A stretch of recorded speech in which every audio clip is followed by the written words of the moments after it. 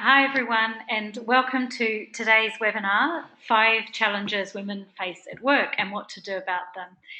My name's Jean Balfour. I'm Managing Director of Bailey Balfour, and I'm here today to share with you some of these challenges. Some of my work is working as an executive coach, as well as working with organisations to help them to become more inclusive. And the topics that we're going to focus on today come out of those conversations. So we're very happy to say that joining us today, Lunchtime Singapore, we have people from all around the region, and I know that there'll be people watching the recording from outside the region as well. And so welcome to you all wherever you are at whatever the time of the day. So those of you in Sydney, it's nearly the end of Friday. Those of you in London, you've still got Friday to go. So it's great to have so many people from around the region and across the globe joining us. And just a few introductions to how we'll use the technology today. So we use the GoToWebinar software for this, and the webinar software only has one way of you interacting with me, and that's using the questions box on the right-hand side. So if you have a look at the right-hand side of your screen, you should be able to see questions, and please do ask me questions as we go through, and I will pause to answer those. Because we don't have a chat function available to us on this particular type of software, if you have comments that you'd like to feed in, please also feed those in through the question box. We will be recording the session today, and we will then be sharing the recording on both YouTube and also to everybody who signed up today. They'll get a link for the recording. We'd also like to share with you one other thing that we've started recently, and that's that we're recording video blogs, and these will be going on our YouTube channel. And the focus of our video blogs is an opportunity for you to ask a question about something at work. So our first 2 questions about how do you deal with a micromanaging boss, or how do you build your courage at work. If you want to ask a question that I will then answer via a video blog, please send in a question to info@baileybalfour.com, and we will record the answer and make it available. It will be anonymous. Today's webinar is part of our diversity and inclusion offer, but as I've said already, there's a number of things that we offer relating to leadership development and executive coaching and a wide range of things across the business. So before we get into the content proper, we thought it would be good to start with a poll. So I'm going to launch the poll now, and you'll see it on your screens. And the question is, which do you believe is most important in creating gender parity in organisations? Do you think it's most important for women to step up and rise to the challenge? Is it more important for leaders to become inclusive and aware of gender bias? Or is it more important for organisations to have gender inclusive policies? What we've done here is very purposefully asked you to kind of force a ranking on which you believe is most important. So we'll just wait another 10 or 15 seconds for those of you to complete the poll, and then I'll share the results with you. Okay, so I'm going to close the poll now and share the results. So what you can see here is that most of you are saying that you think it's really important for leaders to become more inclusive and aware of gender bias. And it's certainly, from my perspective, I think this is very important. We often have the statement in our organisation that women don't leave organisations, they leave line managers. And so line managers, in fact, I think, hold perhaps the most important role in doing this. Some of you are saying, 17%, that you also think that gender inclusive policies are important, and that's right. And then also that it's some of you saying that it's important for women to step up and rise to the challenge. So we're going to focus on all 3 of these today, actually, because I believe that moving towards more gender parity in organisations is not one size fits all. We have to actually do a whole range of things in order to make it happen. To start, I want to start with what's the case? Where are we now? What do we know about the situation now? So there have been a number of studies that have looked at the macroeconomic argument for gender parity, and this is one that was brought out by McKinsey. And what this is showing us is that if we had gender parity in society, not just in organisations, it would have a significant uplift on the GDP of each of our countries, and globally it would increase GDP by 11%. And so this is a really important argument for our global economic argument, especially in times of volatility, which we certainly feel that we're in now. There have also been studies looking at the impact of organisations that have women in leadership and those who don't, and does this have an impact on the organisation's performance? And what we see is very clearly from a number of studies that this is true. This study is showing what happened since the global financial crisis, and the organisations' performance of organisations with more than 30% women in leadership. And the yellow line that you can see here are the organisations. So both do they perform better, but they're actually slightly less volatile. So they're slightly more able to weather the storms. Here in Singapore, there was a study looking at the impact of diversity in boards on the performance of the organisation. And they looked at 3 different things. So not just gender, but also age and nationality or ethnic diversity in this case. And what they saw was that, first of all, only 7.7% of boards had diversity across all 3. That those boards that did performed nearly 5 times better than those that didn't. And then the final study, which is the largest one actually, is a Peterson study that showed that looked at 21,000 organisations, a huge study. And what they found was very similar to the other studies, that an increase in senior leadership leads to a 15% increase in profitability. And policies impact on this, but really interestingly, board quotas made very little difference to this. And the final bit of their study, which was really fascinating, was that saying that actually mandated maternity leave didn't particularly impact the organisation, but paternity leave strongly correlated with an increased number of women at the board level. So what we can't fully understand this because it's obviously will be complex reasons why, but one hypothesis is that organisations that are supporting paternity leave as well as maternity leave are likely to have really good, robust policies generally around inclusion and gender diversity. So today, taking all those in, what we're going to do is focus on 5 key challenges that we see that women face and what can you do about them.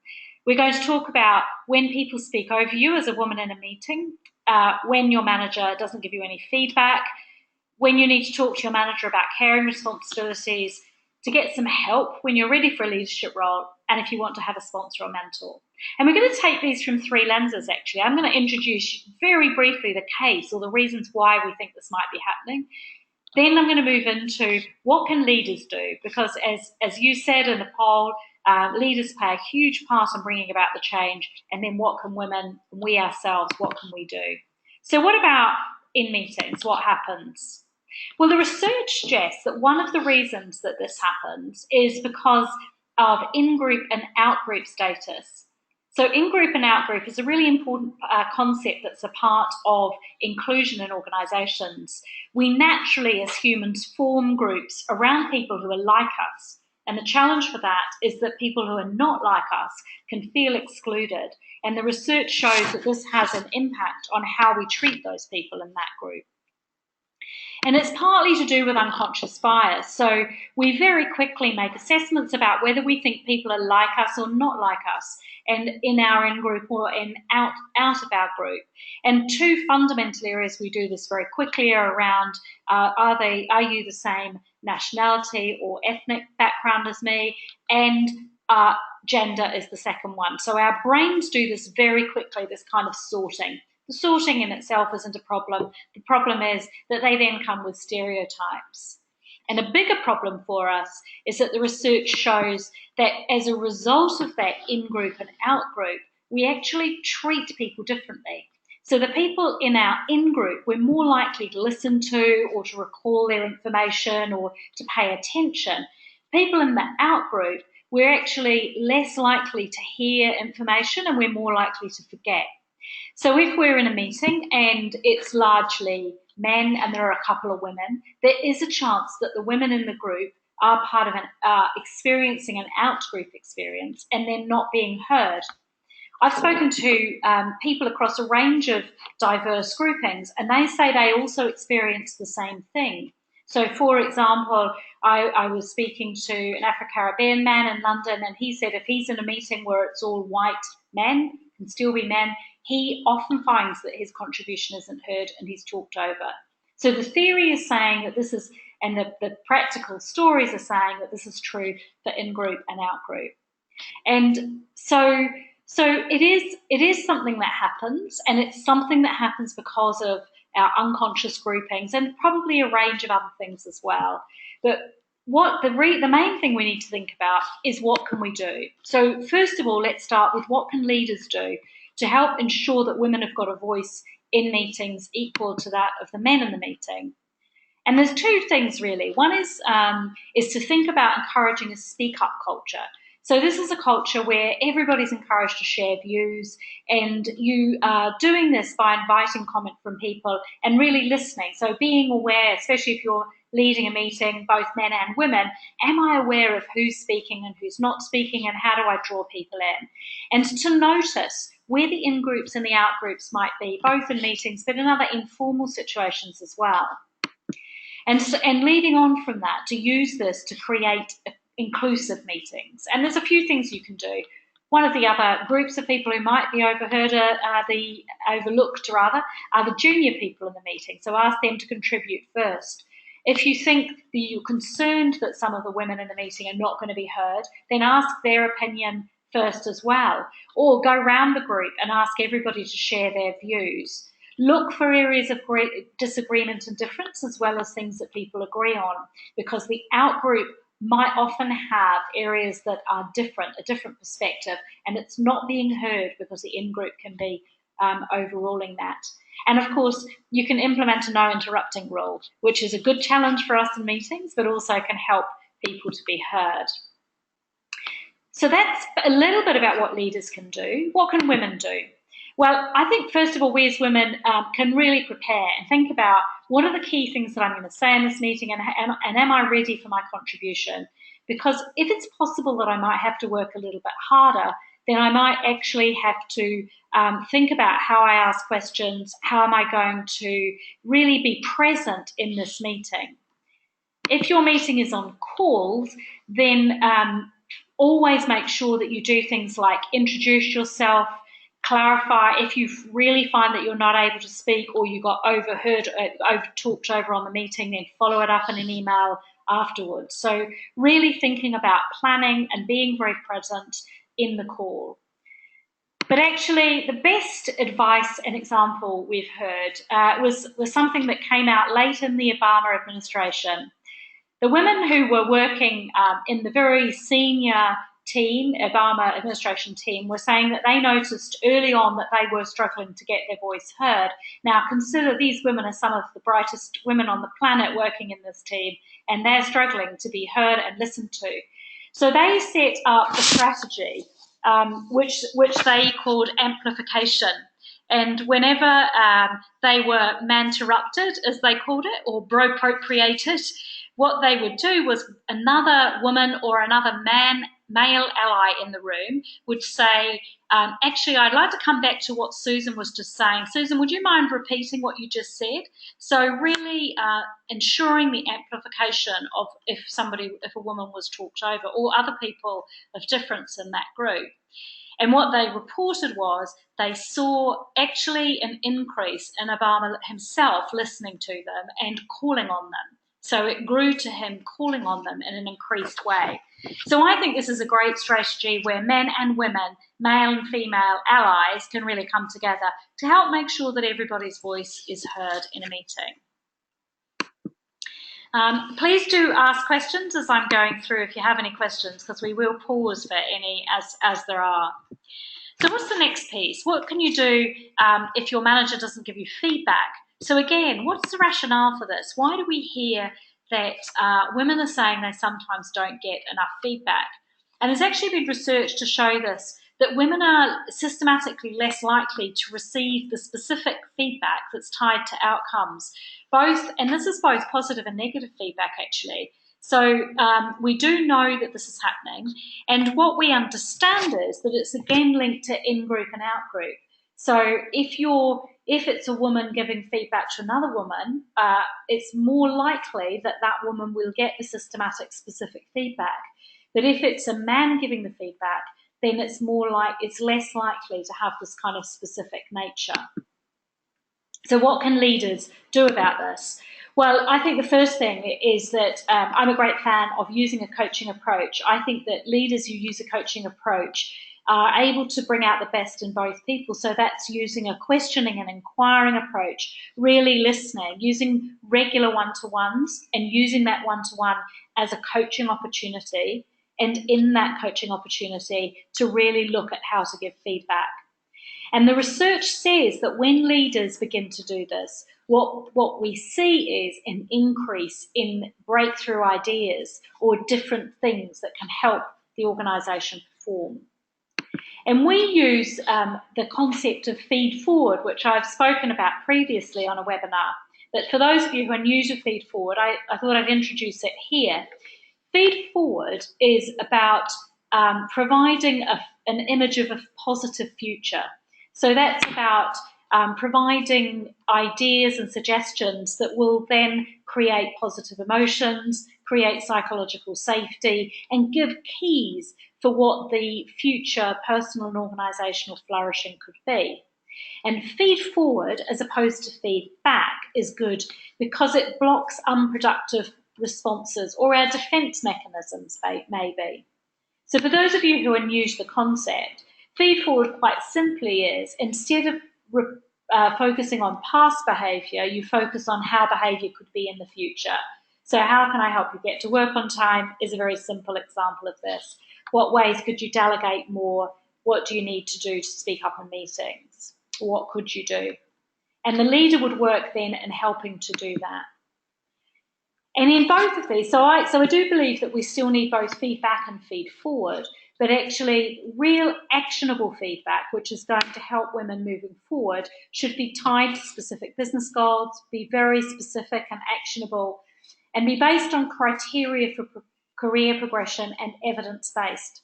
So what women say is that they sometimes get the feedback that says you've done really well, and instead feedback that says you performed really well on this particular client account. The client has given us feedback that said that when you worked with them, you were very good at helping come up with a solution that helped them move forward. As a result of this, we won this amount of business. And moving forward, if you could do more of this and this, then that would help us to progress. So the feedback is evidence-based, it's structured, and it's based on a very concrete model. So what can we as women do? Well, I think it's quite simple. I think if you think you're not getting constructive, actionable feedback, ask for it. And if you then get you're doing a really good job, ask for examples that evidence that. So say, could you give me an example of that? Or when did you see that? Or how does that link to my objectives for this year? Or how does that link to our business performance? So asking questions, being curious, if you like, taking a reverse coaching approach to really get that feedback. So I would encourage you to reflect, think, am I getting enough feedback? Am I getting enough actionable feedback? If you think you are, go and ask for it. Of course, there's always the potential for pain with feedback. So I would encourage you to sort of think, okay, I'm going to steel myself and go and ask for that, because we know that without knowing how our performance is and where we stand in relation to the kind of benchmarks in the organisation, then we don't have the opportunity to move forward. Okay, question number 3. What happens if you want to talk to your manager about caring responsibilities? So one of the questions I often get is somebody saying, I have 3 children and I'm really struggling because actually there are times when I need to be available for the family, to take the kids to the dentist, to go to see a show, to see a school play or something. What can I do about it? So the first thing is to say that flexible hours, and I'll talk about what I mean by that shortly, but flexible hours is asked for more commonly and seen as a benefit by more women than men. But actually, a lot of men are also looking for this, are also looking for opportunities to have flexible benefits. Um, and IBM did a study that looked at this and saw that actually, when there were flexible benefits, there was a 20% increase in productivity and savings. EY have also found a direct correlation to between flexibility and higher retention. And that also the younger generation coming up are saying that they are increasingly wanting to have this, have flexible working as part of their package. But I think it's important for us to think about flexible working not just being about part-time or half-time, that actually it's just what it says, that it's flexible working.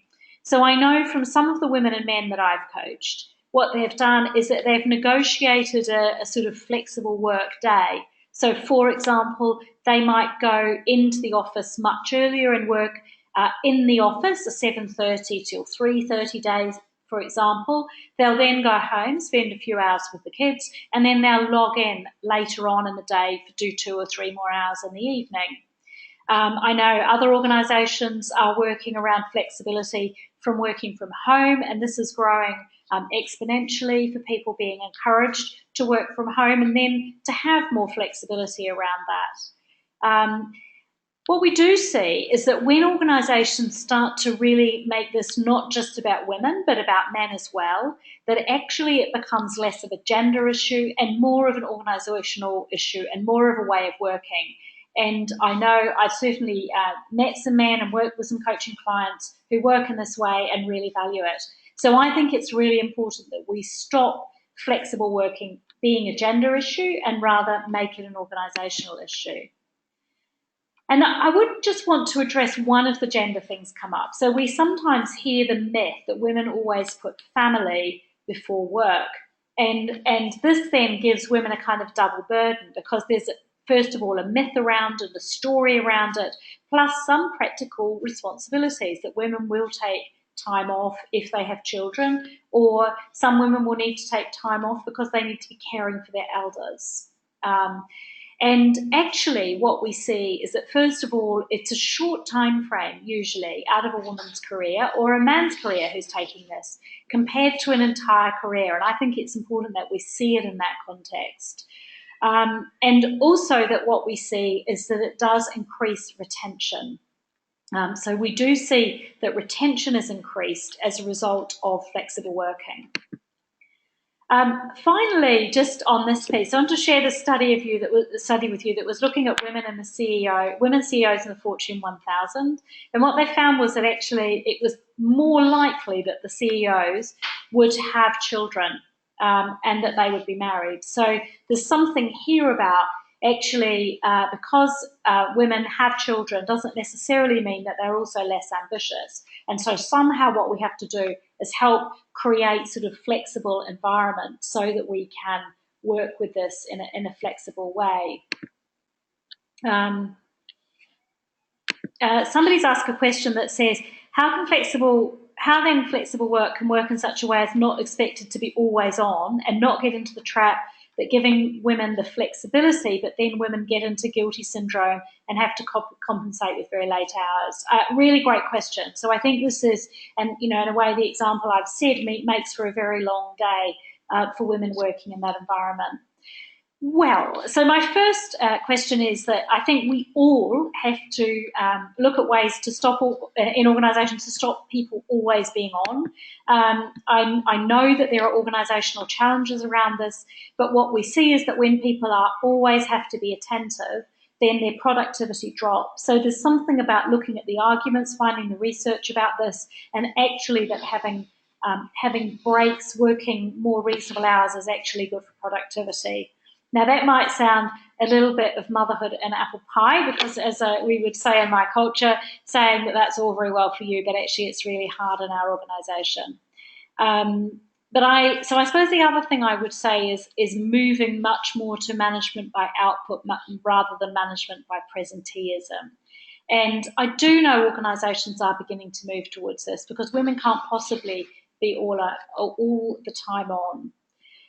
Well, as for the guilt, I think this is a journey that we as women have to go on, and to really make choices that we. It's first of all, the evidence shows that being a working mother is not detrimental to children's upbringing and their well-being. In fact, there are many examples of children who will say that my mother working actually gave me a role model around how I could live my life. And so some of the guilt, I think, is our own story about that. And there's an opportunity for us to choose to let go of the guilt. Somebody once said to me that guilt is a wasted emotion. So it's important that we look at choices and that we make the choices that we can that work for us. I have worked with coaching clients who have really struggled with this and worked to find a pattern that works for them. So it has to be a pattern where your organisation and your boss is happy with it, where you also get some downtime. So as you say, you're not always on and you're not working incredibly long hours. I'll put one other caveat on it though. The truth is that people who rise to the top of organisations do that with a huge commitment. And I think that sometimes we may have to choose to make that commitment in order to progress. And then a great question, how do we ensure that men are allowed to make the choice to be the primary carer? So one of the things that I think that we can do in organisations actually to support this is, first of all, we can have policies that are really good. So making sure, looking at your policies and making sure that they're flexible and available.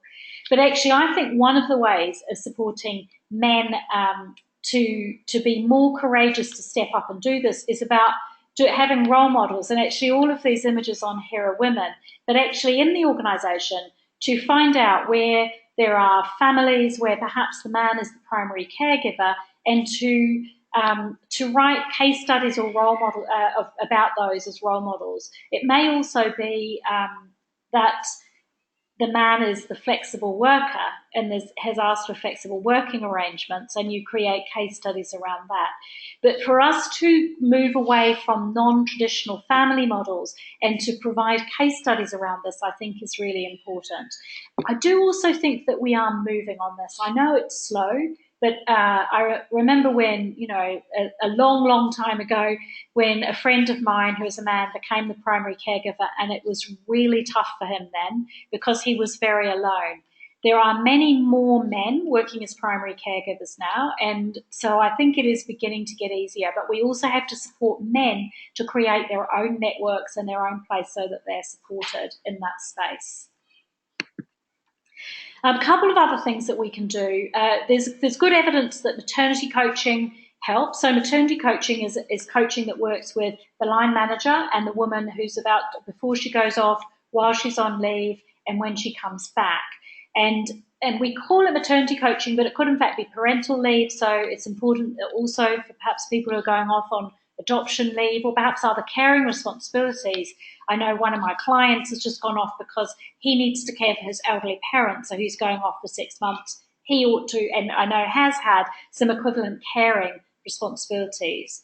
You can do these in a one-to-one or a group setting, but they're a really good way of helping develop strategies. And there's good evidence that organisations that employ maternity coaching have a higher retention, so that when people return to work, they're more likely to stay in the organisation when they return.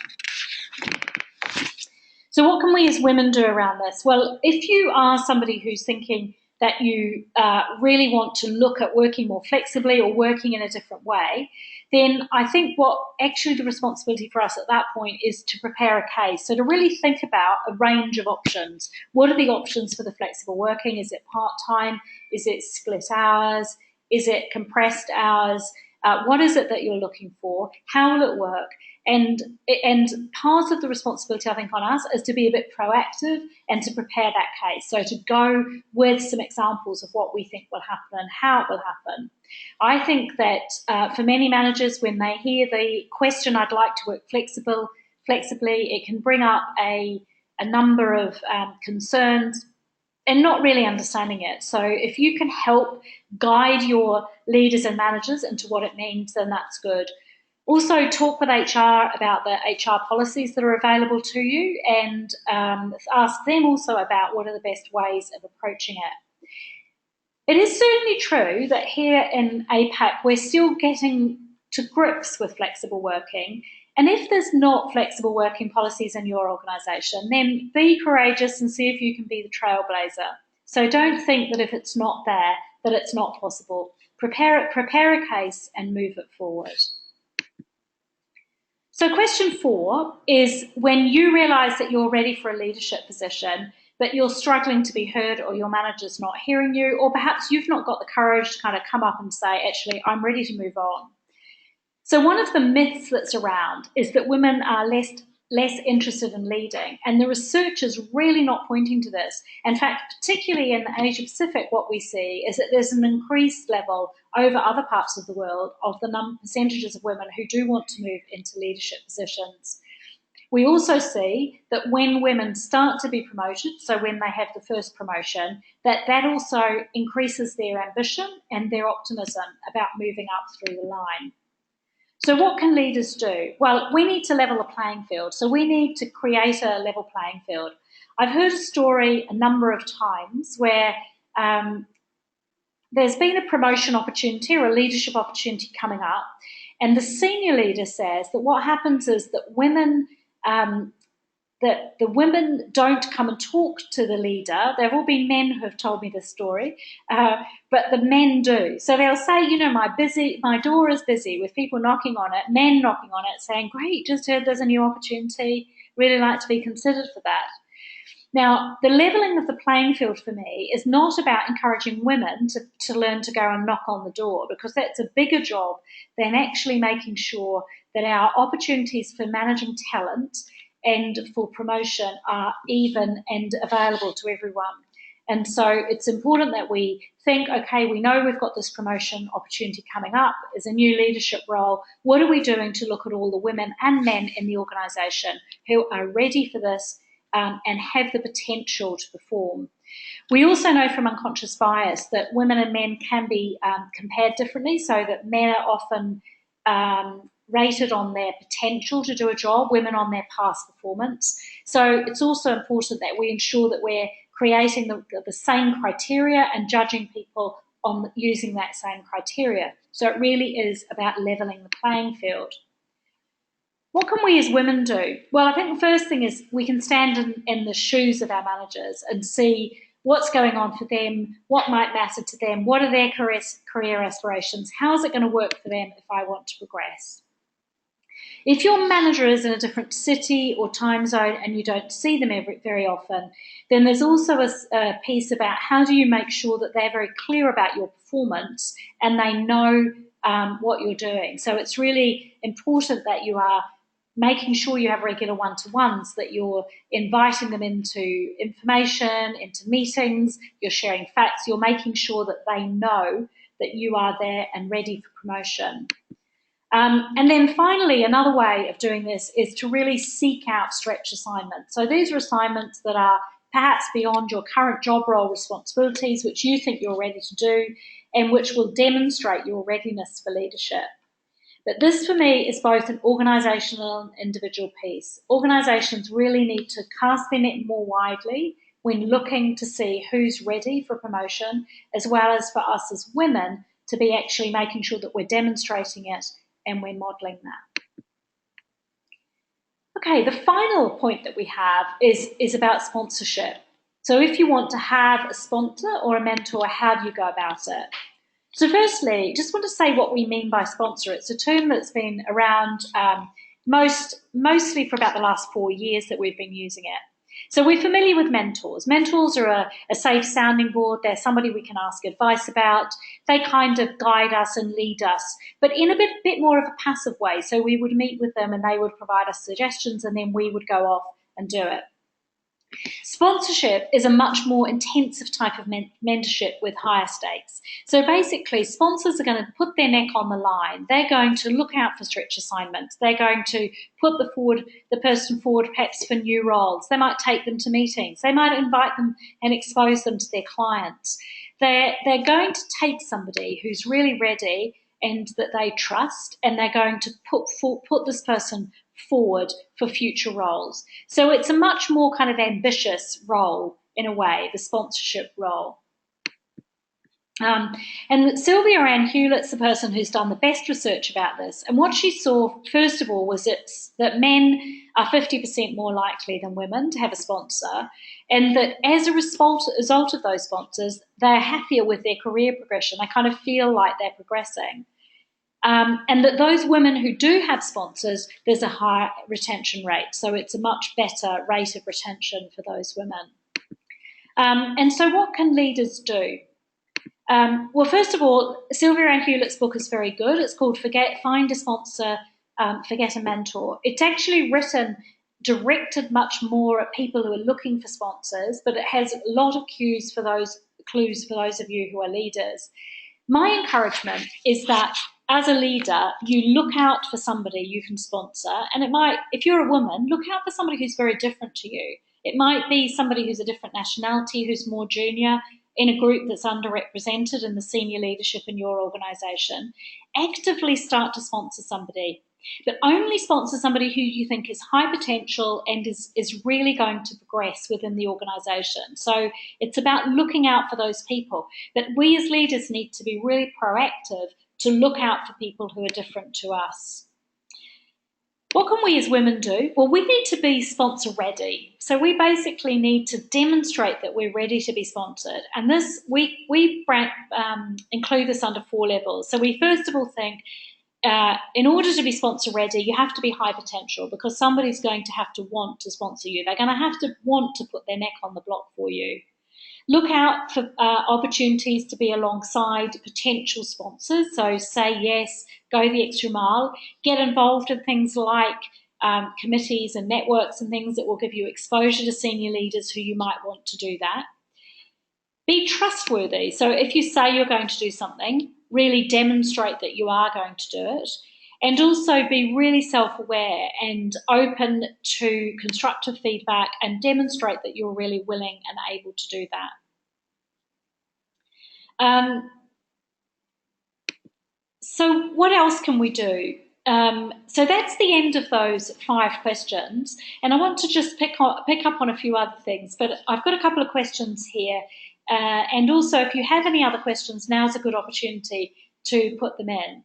So somebody's asked the question, do you think if HR teams focused on driving diversity in their own ranks, then it would help diversity wider across the firm? So I think this is partly true. I think part of my challenge about diversity and HR is the first one is that I think often HR ends up holding the diversity responsibility, and I believe that the business should be owning the diversity responsibility. So it sits for me with managing directors, with chief execs, with executive teams, with boards. I know some of the big global brands now have put diversity as a benchmark and KPIs within the board's performance. And so it's gone right to the heart of the business. And then HR and diversity and inclusion roles support that, but they don't necessarily have to be the owners of it. They provide a support function, if you like, for that. But I think the question is saying that quite often we see in HR there's not as much diversity, or HR is not kind of living the values of diversity, but is rather preaching it and not living the values. And I absolutely believe that if we want to be leading on diversity and inclusion, we also as an HR community have to be modelling that. And we have to live those values. It's often true, not just at HR departments, but the IT department don't sort out their own IT issues. That each of us doesn't look after our own house in relation to the responsibilities or the professional bandwidth that we have. And I think it's incredibly important that we do that we own our responsibilities in the organisation. So we think that it is, as we started with really, a 3-tier approach to gender inclusion in organisations. We think it's important to work with the organisational landscape, to look at the organisation, to look at the direct work environment. For us, this is line managers. And the third one is to look at individual employees, and in this case, this would be women. And so we suggest doing a range of things, certainly at an organisational level, making sure there's a robust D&I strategy, that there's sponsorship and mentorship programs happening, that you understand your data and facts. Where are the women? How are they progressing? How many women are in the talent pool? What's happening around performance reviews? How are we hiring? What's happening there? So really understanding the data and the metrics. We then think that it's important to do some work with line managers. I firmly believe that if we help managers to use more of a coaching approach, then actually that helps and leads them into being more inclusive. And we can run and do run inclusive leadership and unconscious bias workshops, but I think they need to be backed up by other really robust management processes and leadership processes such as coaching skills. And then finally, there's quite a debate about should we be developing women or should we be sorting the organisation out? And I'm in a kind of both and category. So I think that while we don't have gender inclusion in organisations at all levels of the organisation, then we also need to continue to provide programs for women to help support them, to help them be robust and resilient, to help them develop really robust career plans and really help them to be supported and progress in the organisation. And that can happen through a range of things: maternity coaching, employee networks or employee resource groups play a huge role in that, individual coaching, and of course, career advancement programs. So I'd like to thank you for joining the webinar today. We still have the opportunity for any questions that you may have. We know that we will be sharing it for anyone who wasn't able to attend today.